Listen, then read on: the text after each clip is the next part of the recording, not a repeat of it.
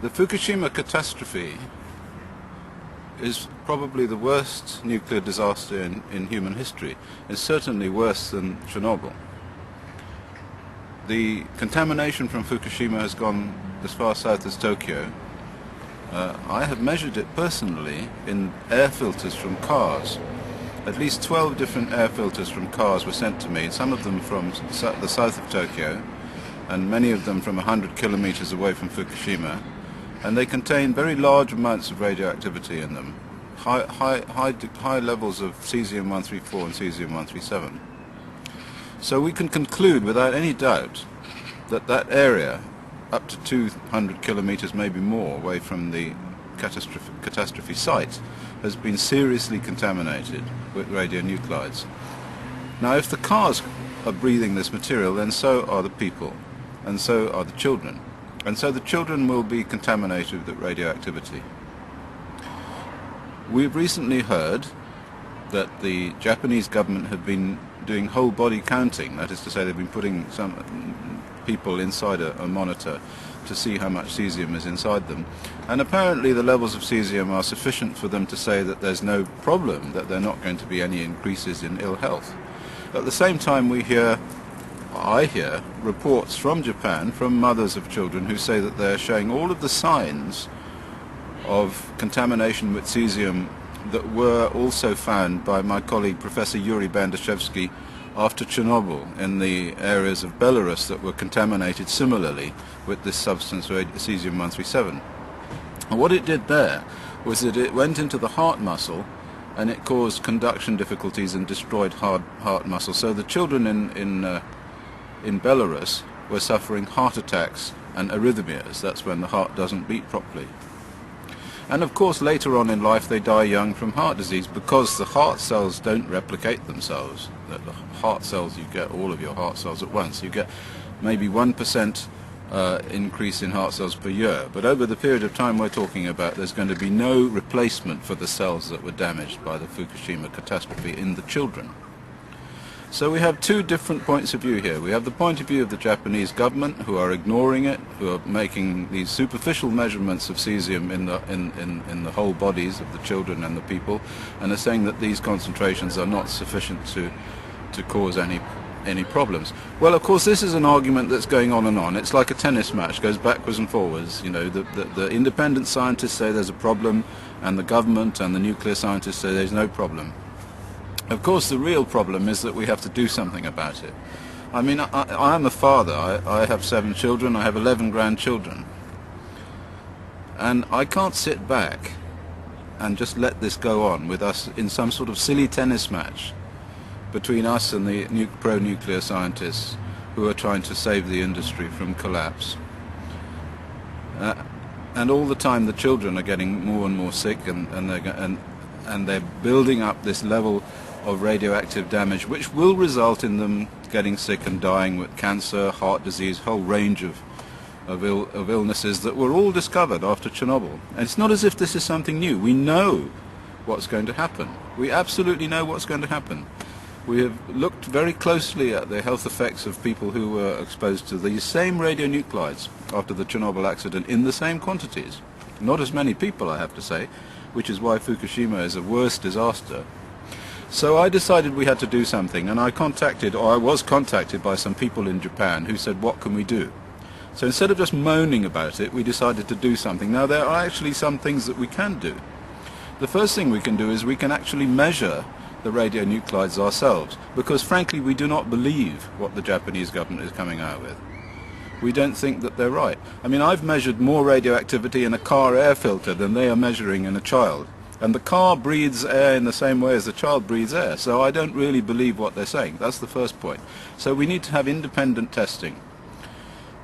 And secondly, we need to try and do something about these children who are being contaminated. There are two things we can do. The first thing is we can take them away from the areas of contamination and put them somewhere where it's reasonably safe.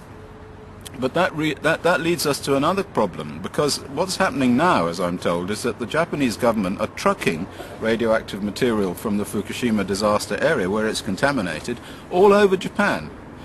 And even as far south as the south of Japan, we're now getting reports of radioactive material being taken all the way to the south of Japan to be burned. Now, what possible reason could there be for burning it as far away as that? I'll tell you the reason. It's really quite sinister and horrifying.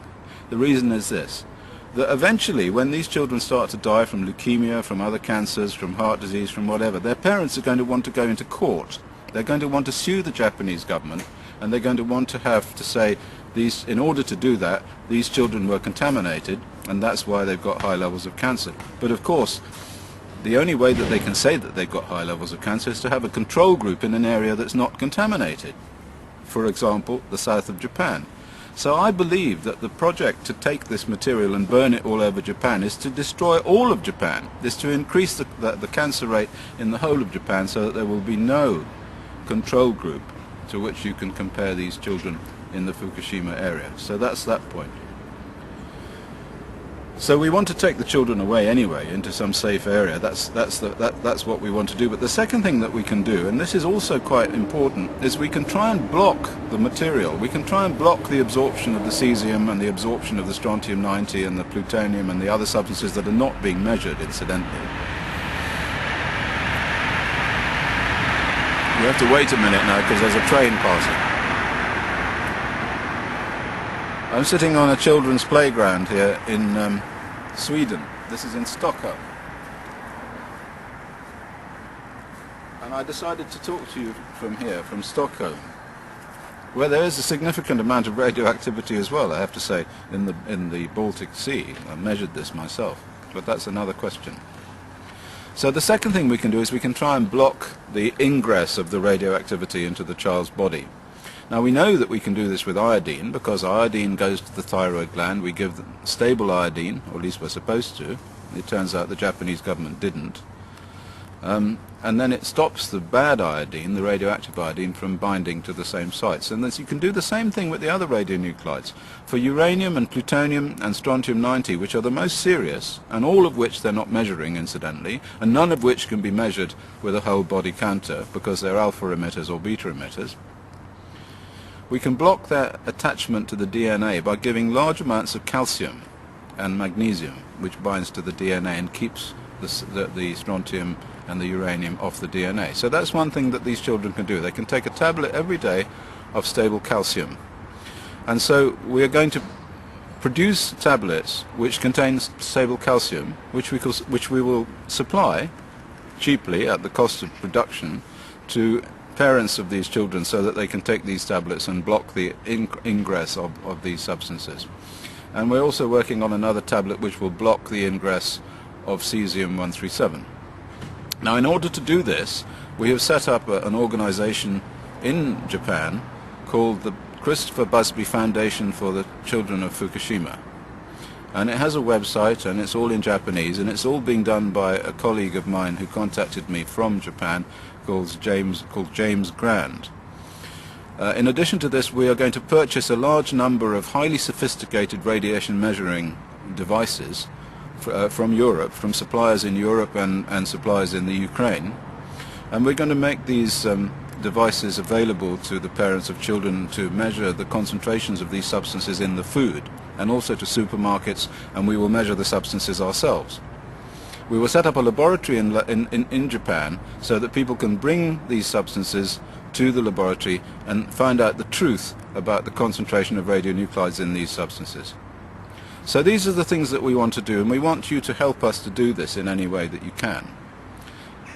This is an operation to save the children of Fukushima, because we do not believe that the Japanese government is doing anything to save the children of Fukushima. They are operating on a principle which is the principle of saving not the children of Fukushima, but the international nuclear industry. And this is disgraceful. Thank you for listening.